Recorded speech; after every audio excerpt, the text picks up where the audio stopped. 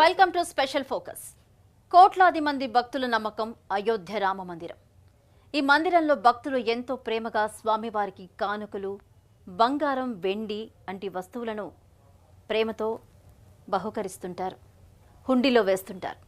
కానీ అది అక్రమాలకు గురి కావడంతో దేశవ్యాప్తంగా సంచలనంగా మారింది.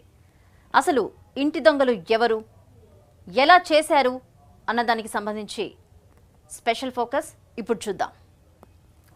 అయోధ్య కుంభకోణం, సిట్ బయట పెట్టిన షాకింగ్ నిజాలు. ఎస్, ఇప్పుడు ఇదే దేశవ్యాప్తంగా చర్చకు దారితీస్తుంది. ఒక్క రామ మందిరమేనా? చూస్తే అవాక్కవుతారు, వింటే మతిపోవాల్సిందే. రామమందిరం హుండీ విరాళానికి సంబంధించి దుర్వినియోగం. అంటే రామమందిరంలో హుండీకి సంబంధించి డబ్బులు లెక్కించే సమయంలో కెమెరాకు అడ్డుగా ఉన్న ఒక వ్యక్తి, అలాగే ఇంకొక వ్యక్తి డబ్బులు దొంగిలించడం, వాటిని తీసి స్నానాలు చేసే బాత్రూమ్ గదిలో పెట్టడం, సమయం అనుకూలంగా ఉన్న టైంలో వాటిని దొంగిలించడం, ఇది పరిపాటిగా జరుగుతూ వచ్చింది. అలాగే 40 రోజుల్లో సుమారు 70 చోరీలు జరిగినట్లు సిట్ గుర్తింపు. 40 రోజుల్లో 70 సార్లు దొంగతనం చేశారు. ఒకళ్ళకొకళ్ళు కుమ్మక్కై ఈ దొంగతనానికి పాల్పడ్డారు. సీసీటీవీ ఆధారాలతో 8 మంది అరెస్ట్, 79.85 లక్షల నగదును స్వాధీనం చేసుకున్నారు. హుండీ నగలు మాయమై దర్యాప్తు అయితే కొనసాగుతుంది. దీనికి సంబంధించి అంటే 79 లక్షలకు పైచిలుకు అమౌంట్ను కాజేశారు. సీసీ ఫుటేజ్ సిట్ అధికారులు పరిశీలించి విస్తిపోయే నిజాలనైతే బయటపెట్టారు. హుండీ విరాళాలు దుర్వినియోగం. భక్తులు ఎంతో ప్రేమగా, నమ్మకంగా అయోధ్య రామ మందిరానికి ఇచ్చిన విరాళాలను దొంగిలించబడ్డాయి. వాటిని పలు రకాల కోణాల్లో దారి మళ్లించారు. అది ఎలా చేశారు? అయోధ్య రామ మందిరంలో హుండీ విరాళం, అలాగే ఎస్ఐటీ దర్యాప్తులో సంచలన విషయాలు. భక్తులు నగలు కాజేసిన సిబ్బంది. ఏప్రిల్ 27 నుంచి జూన్ 5 వరకు ఘటనలు, సుమారు 70 సార్లు చోరీ జరిగినట్లయితే గుర్తించారు. సీసీటీవీ ఆధారాలతో నిందితులను గుర్తింపు. ఏప్రిల్ 27 నుంచి జూన్ 5 వరకు ఇవి కొనసాగుతూనే ఉన్నాయి. ఇవి చేస్తూనే ఉన్నారు ఈ దొంగతనాలు వరుసగా. అంటే 4-5 కుమ్మక్కయ్యి ఒక వ్యక్తి సీసీ క్యామ్ దగ్గర సైలెంట్గా నుంచోవడం, కనపడకుండా ఇంకో వ్యక్తి దొంగతనం చేయడం, ఇది పరిపాటిగా మారిపోయింది. సిట్ అయితే దీని మీద ఫుల్ ఫోకస్ పెట్టింది, దర్యాప్తు ముమ్మరం చేస్తుంది. ఇంటి దొంగలను పట్టేసుకుంటున్నారు. సుమారు 8 మంది వరకు అయితే అరెస్ట్ చేశారు. 8 మందిని అరెస్ట్ చేశారు సిట్ అధికారులు. అంటే వాళ్ళకి తెలిసిన వాళ్ళను కూడా అరెస్ట్ చేసినట్లయితే తెలుస్తుంది. దర్యాప్తు అయితే ముమ్మరంగా కొనసాగుతుంది. చోరీ ఎలా జరిగింది? ఒకరు కెమెరాకు అడ్డంగా నిలబడ్డం, మరొకరు హుండీ నగదులను దొంగిలించడం, దుస్తుల్లో దాచుకొని బాత్రూంలో నిల్వ, తర్వాత బయటకు తీసుకెళ్లి పంచుకోవడం. అప్రమత్తంగా ఉండండి, దేవాలయాలను కాపాడండి. ఇది చూస్తున్నారుగా, దేవాలయాలను ఇప్పుడు మనం కాపాడుకోవాలి. ఒక్క అయోధ్య రామ మందిరమే అనుకోవాలా, లేకపోతే ఇంకా ఎక్కడైనా ఇలాంటి ఘటనలే జరుగుతున్నాయా చూడాలి. ఫస్ట్ అయితే మనం అయోధ్య రామ మందిరం గురించే మాట్లాడుతున్నాం. ఒకరు కెమెరాకు, ఇంతకు ముందు మనం మాట్లాడుకున్నాం కదా, ఒకరు కెమెరాకు నుంచోవడం, దొంగిలించడం, ఇదే పరిపాటిగా మారింది. దుస్తుల్లో దాచుకొని బాత్రూంలో దాచిపెట్టి సమయం అనుకూలంగా ఉన్నప్పుడు దొంగిలించడం, ఇదంతా జరిగిందన్నమాట. అలాగే చూసుకుంటే దేవాలయ ఆస్తి పవిత్రం, దోపిడీ చేయడం నేరం. దేవాలయ ఆస్తి దేవుడికే సమర్పించాలి, అది ప్రజల సొమ్ము, దేవుడికిచ్చిన కానుక, దొంగిలించడం నేరం. నగదుతో పాటు నగలను కూడా మాయించేశారు. బ్యాంకు అంటే మీరు చూస్తున్నారు ఇక్కడ, బ్యాంకులకు తరలింపులో అక్రమాలు, నగదు లెక్కింపులో పలు దశల్లో అవకతవకలు, బంగారం వెండి ఆభరణాలు కూడా గల్లంతు, నగలు విలువపై ఇంకా విచారణ కూడా రాలేదు. అంటే విలువైన నగలు ఎన్ని పోయాయో ఇప్పుడు ఇంకా విచారణకు రావాల్సింది. సిట్ దర్యాప్తు అయితే ముమ్మరం చేసింది. కొంతమంది ఆ ట్రస్టుకు సంబంధించిన వాళ్ళు ఒకళ్ళిద్దరు రాజీనామా చేశారు. అంటే రాజీనామా ఎందుకు చేశారంటే ఆ సిబ్బందికి సంబంధించిన వ్యక్తులు వాళ్ళు.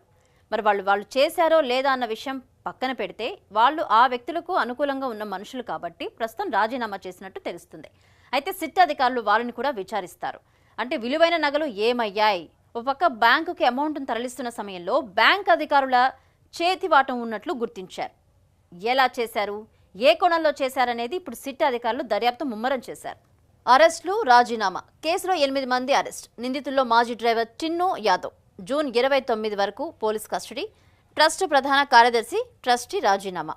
ఇప్పుడే కదా చెప్పుకున్నాము, ట్రస్ట్ ప్రధాన కార్యదర్శులు 2 రాజీనామా చేశారు. అలాగే చేతివాటం చూపించిన వారికి సంబంధించి దర్యాప్తు అయితే కొనసాగుతుంది. 8 మందిని అరెస్ట్ చేశారు. ఇంకా దర్యాప్తు రావాల్సి ఉంది.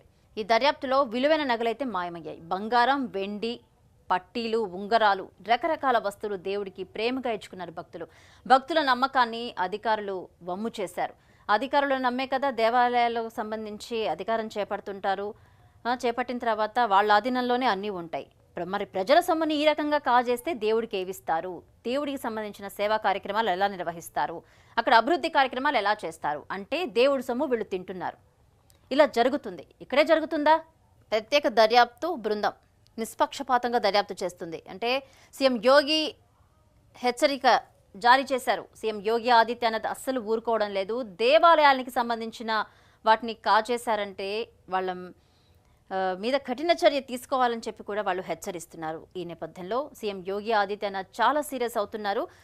దోషులకు ఎట్టి పరిస్థితుల్లో వదిలిపెట్టేది లేదు, కఠిన చర్య తప్పనిసరి సీఎం యోగి స్పష్టం చేశారు. విరాళాల భద్రతపై కూడా తీవ్ర ప్రశ్నలు. దర్యాప్తులో మరిన్ని విషయాలు వెలుగులోకి వచ్చే అవకాశం ఉంది. ఇప్పుడు 79 లక్షలు, సరే ₹1 అనుకుందాం. రేపు 10 కోట్లు కావచ్చు, 20 కోట్లు కావచ్చు. దేవాలయ సొమ్మును అన్యాక్రాంతం చేయడం కావచ్చు, ఇష్టానుసారం తీసుకోవడం కావచ్చు. దొంగలు ఇంకా ఎంతమంది ఉన్నారో బయటకు రావాల్సింది. కఠిన చర్య తీసుకోవాలని చెప్పి యోగి ఆదిత్యనాథ్ స్పష్టం చేశారు. సిట్ దర్యాప్తు చాలా సీరియస్గా ఉంది, చర్యలు తీసుకోబోతుంది. అలాగే రామ మందిరానికి సంబంధించి విరాళాలు, కుంభకోణం, ఎస్బీఐపై అనుమానాలు. ఆలయ ట్రస్ట్ ఖాతాలు నిర్వహిస్తున్న అయోధ్య అలాగే ఎస్బీఐ బ్రాంచ్ అధికారులు సిట్ విచారించింది. విరాళాల లెక్కింపు సమయంలో ఏంటి, ఎలా జరిగింది, సీసీ ఫుటేజ్, కరెన్సీ నోట్లు, ఆభరణాలు, దుస్తుల్లో దాచుకున్న దృశ్యాలు గుర్తిస్తున్నారు. అలాగే అవకతవకలకు సంబంధించి భారీగా జరిగాయి. బ్యాంకు పర్యవేక్షణలో లోపాలున్నాయన్న అనుమానాలు. ఇటు ఎస్ఓపి నిబంధనల అమల్లో నిర్లక్ష్యం కూడా జరిగిందా అనే కోణంలో దర్యాప్తు. ట్రస్ట్ మాజీ డ్రైవర్ అరెస్టుతో బ్యాంక్, ట్రస్ట్ సిబ్బంది ప్రమేయం ఉందా? ఈ అంశంపై విచారణ కూడా చేస్తున్నారు సిట్.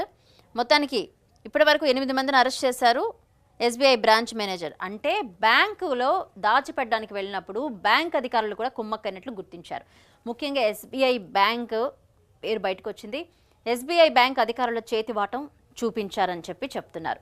నోట్ల కట్టలకు సంబంధించి మార్పు చేశారు అని చెప్పి గుర్తించారు. ఇప్పుడు బ్యాంకులో కూడా విచారణ జరుగుతుంది. అంటే పలు రకాల కోణాల్లో వాళ్ళు దర్యాప్తు చేస్తున్నారు, వదిలిపెట్టడం లేదు సిట్ అధికారులు. ఈ విషయాన్ని చాలా సీరియస్గా తీసుకున్నారు. ఇప్పుడు అయోధ్య రామ మందిరం అయింది. రేపు పలు రకాల మందిరాల్లో జరగచ్చు. ఇప్పుడు రామ మందిరం బయటపడింది. రేపు ఇంకా పలు ఆలయాలకు జరగచ్చు. సో దేవాదాయ శాఖ అధికారులు చాలా అప్రమత్తంగా ఉండాలి. ఇటు కేంద్ర రాష్ట్ర ప్రభుత్వాలు చాలా అప్రమత్తంగా ఉండాలి. ఇటువంటి విషయాల్లో దొంగలు బయటపడితే కఠిన చర్య తీసుకుంటామంటూ ఇటు యోగి ఆదిత్యనాథ్ కఠిన శిక్ష పడాలని చెప్పి కూడా ఆయన హెచ్చరిక జారీ చేశారు. ఇది వాటి ప్రత్యేక ఫోకస్. రేపు మరో ఫోకస్తో మళ్ళీ కలుద్దాము. అసలు దీనికి సంబంధించి అయోధ్య రామ మందిరానికి సంబంధించి విచారణలో ఇంకా వెలుగులోకి ఎటువంటి నిజాలు బయటపడతాయి అనేది మాత్రం వేచి చూడాలి.